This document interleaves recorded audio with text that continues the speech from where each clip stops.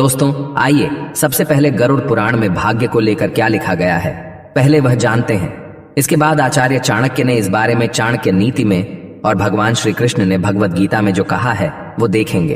हिंदू धर्म शास्त्रों में लिखा है कि मृत्यु के बाद केवल शरीर नष्ट होता है लेकिन आत्मा कभी नहीं मरती।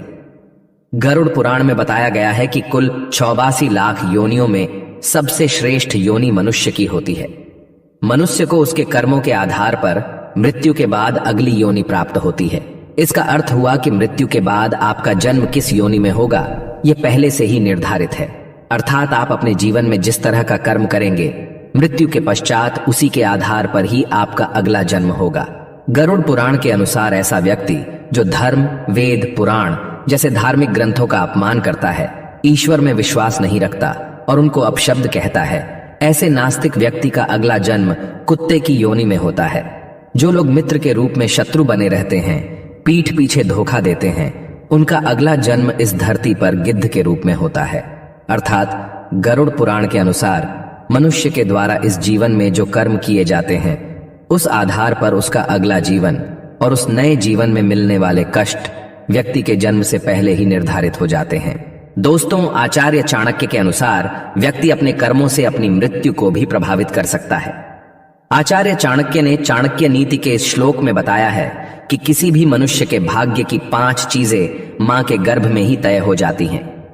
आयुः कर्म च वित्तम च विद्या निधनमेव च पंचायतानि ही सृज्यन्ते गर्भस्थस्यैव देहिनः। अर्थात इस धरती पर रहने वाले हर एक देहधारी प्राणियों की आयु, कर्म, धन संपत्ति, विद्या और मृत्यु का समय, ये 5 चीजें उसके भाग्य में उसी समय लिख दी जाती हैं जब वो अपनी मां के गर्भ में होता है। आचार्य चाणक्य के अनुसार किसी भी शिशु की आयु मां के गर्भ में ही तय हो जाती है। बच्चा अल्पायु होगा या दीर्घायु, इस संसार में आ पाएगा या नहीं, ये सब मां के गर्भ में ही तय हो जाता है। आचार्य चाणक्य के अनुसार हर व्यक्ति को अपने कर्मों के हिसाब से सुख दुख भोगना पड़ता है। ये कर्म सिर्फ वर्तमान के नहीं बल्कि पिछले जन्म के भी होते हैं। लाखों प्रयास के बाद भी आपके अच्छे और बुरे का फैसला आपके कर्मों के आधार पर ही होता है।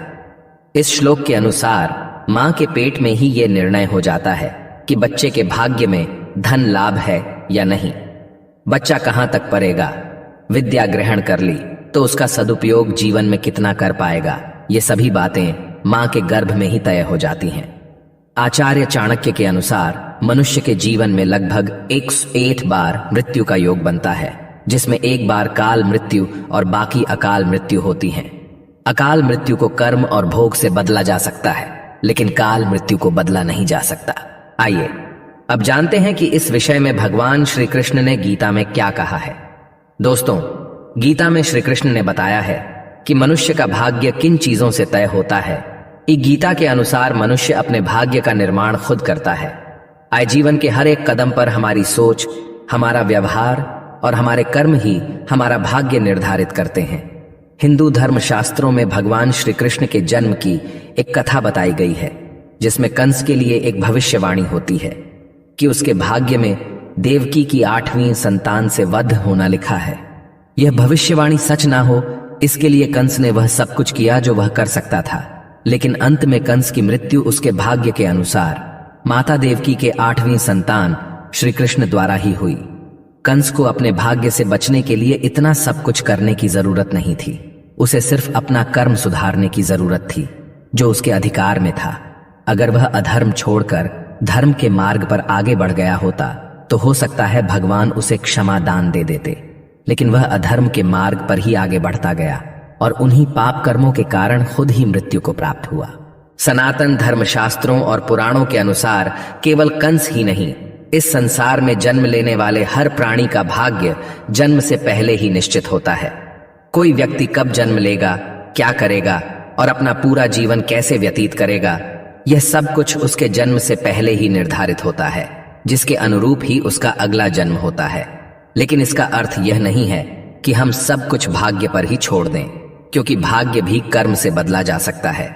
इस्लाम में भाग्य को किस्मत कहा गया है। किस्मत का मतलब है कि सब कुछ पहले से ही अल्लाह की मर्जी से होता है। हिंदू धर्म में भाग्य को प्रारब्ध कहते हैं। प्रारब्ध का मतलब है कि हमारा वर्तमान जीवन पिछले जन्मों में संचित किए गए सकारात्मक या नकारात्मक कर्मों का फल है। हिंदू पुराण कहते हैं कि हमारा भाग्य हमारे पिछले कर्मों से बनता है, परंतु यही भाग्य वर्तमान कर्मों से भी प्रभावित होता है। इसलिए हमें अपने कर्मों को सुधारने का प्रयास करना चाहिए और साथ में अपने भाग्य को भी स्वीकार करना चाहिए।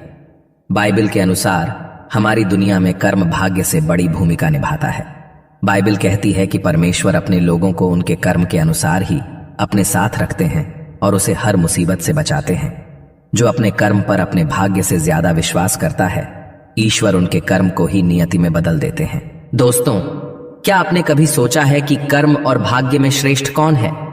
भाग्य और कर्म में से कौन ज्यादा महत्वपूर्ण होता है? यह एक बहुत ही विवादास्पद और व्यक्तिगत प्रश्न है। कुछ लोग कहते हैं कि भाग्य ही सब कुछ होता है, अन्य लोग कहते हैं कि कर्म ही सब कुछ होता है, जबकि बहुत से लोग मानते हैं कि भाग्य और कर्म दोनों ही महत्वपूर्ण होते हैं। पुराणों के अनुसार भाग्य और कर्म में कर्म को श्रेष्ठ माना गया है, क्योंकि भाग्य पर हमारा कोई नियंत्रण नहीं होता, परंतु कर्म पर होता है। कर्म से हम सब कुछ हासिल कर सकते हैं। दूसरे शब्दों में कहें तो कर्म फल ही भाग्य है। कर्म से ही भाग्य का निर्माण होता है, इसीलिए कर्म को ही श्रेष्ठ माना गया है। मेरा भी मानना है कि भाग्य और कर्म दोनों ही महत्वपूर्ण होते हैं, परंतु कर्म भाग्य से अधिक महत्वपूर्ण होता है, क्योंकि कर्म हमारा नियंत्रण में होता है, भाग्य हमारा नियंत्रण में नहीं होता है। कर्म से हम अपना भाग्य सुधार सकते हैं, भाग्य से हम अपना कर्म सुधार नहीं सकते। यदि आप कड़ी मेहनत करके सफल होते हैं तो वह भी आपके कर्म के कारण ही होता है, यानी आपको कर्म करते रहना होगा। लेकिन अगर आप सब कुछ भाग्य पर छोड़ देंगे तो आप कभी सफल नहीं होंगे। तो दोस्तों, भाग्य और कर्म पूरी तरह आपसे जुड़ा होता है। दोस्तों, उम्मीद करता हूं कि मनुष्य का भाग्य कब तय होता है, जन्म से पहले या जन्म के बाद, आपको समझ आया होगा। अगर ये वीडियो आपको अच्छी लगी हो तो वीडियो को लाइक करें और अपने बंधु